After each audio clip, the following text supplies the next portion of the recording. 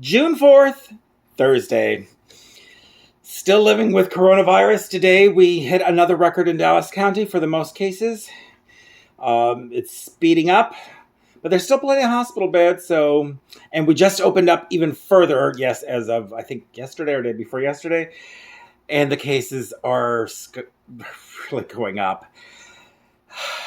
So we're just going to have to live with the virus and people getting sick and just try to prevent and do it on our own because the government has just basically reopened pretty much everything to 50% or 75%. For me, fortunately, as a theater, they're going to allow us right now to open at 50%, but I don't have anything scheduled till the fall because I'm waiting to see what's going to happen. I kind of have held off announcing my next season, which usually starts in October.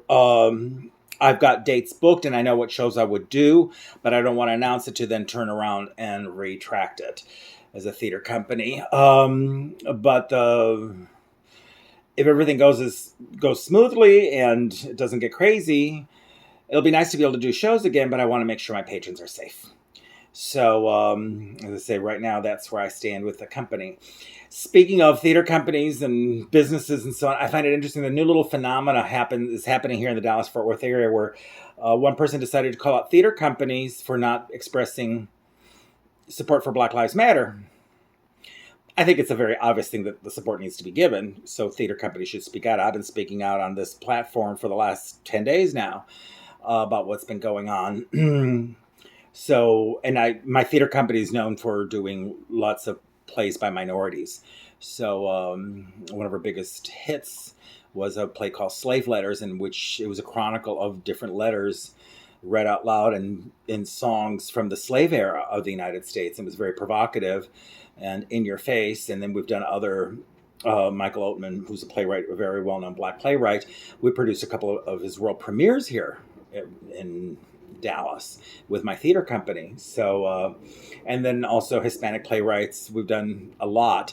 If anything, I actually, even though, there's more white playwrights, I think it's been about 50-50 with minority playwrights versus white playwrights in the history of our company. So to me, good theater is good theater. And I think differing voices need to be heard. I remember years ago, I got flack over a play that kind of had a pro-Republican stance to it. But I thought it was a very thought-provoking play.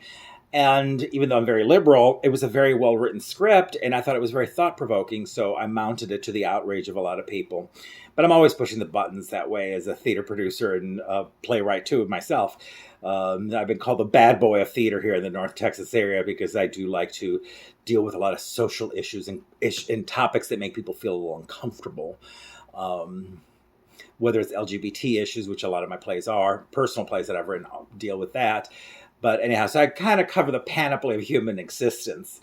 But I guess coming from Mexico and learning about theater in Mexico, growing up, seeing theater, I was very familiar with, of course, Spanish playwrights, not from just Spain, but the Spanish-speaking world. And then, of course, coming to the United States, learn more about white playwrights. So anyhow, as I created a theater company, it's been very varied. But there is this thing about why are theaters not speaking out on it? And a lot of them have. Some have not.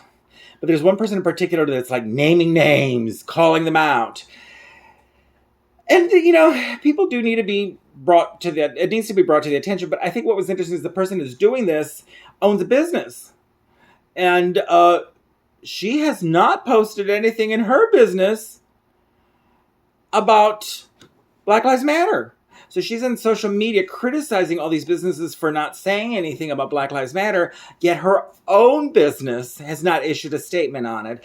And her business deals with the public. And from what I could find out, it doesn't look like many Black patrons that patronize her business from the look of it, from all the photos the information she just got posted on there. So it's just one of those things. Before you go and act all incensed that other businesses aren't making these statements, start at home. Start with yourself. So I think this whole insanity in this country is just not making people think straight. So, there you have it. Somebody screaming, people aren't saying businesses aren't supporting the cause. And by the way, she's not Black. This is a white woman. who's screaming to the top of her lungs, yet her own business has not made a statement on it. Go figure. As I say, the numbers are up in Dallas. Well, here comes my dog to chew on her bone. And more protests. There was a funeral today for George Floyd. And this is still roiling the country. It needs to. Change needs to happen. Change absolutely needs to happen. And this administration is tone deaf. They just are not. They don't get it. They're not listening. They're operating as if this is going to, I don't know what they're operating like. It's just going to blow over. I mean, come on, 10 days for the protests. More protests tonight. Cities are under curfew. National Guard's been called. This is like a major eruption, and it's just being ignored by a segment of the administration. So November can't come soon enough because we need to get these buffoons out. That's all I really have to say today.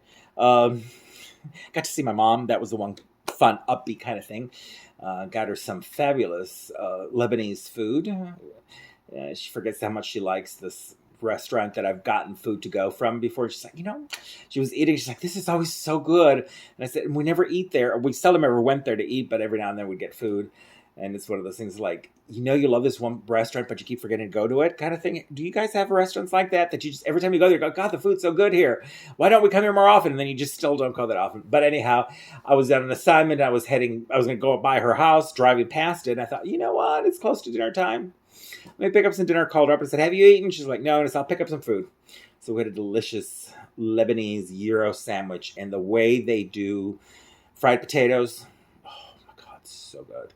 It's called Afra. It's off of Beltline Road. And and they're open. So if you have a chance to get some to-go food, go to Afra off of Beltline Road in Richardson. One of the most fabulous Mediterranean, mainly Lebanese food. So it's seasoned. I love Mediterranean food, but I love Lebanese. The way everything's Lebanese food is done is just one of my favorite cuisines. Anyway, don't forget to like, subscribe, ring the notification bell, and if you watch this tonight, have a good evening. If you watch tomorrow morning or in the afternoon, have a good morning or good afternoon. And I'll go ahead and sign off.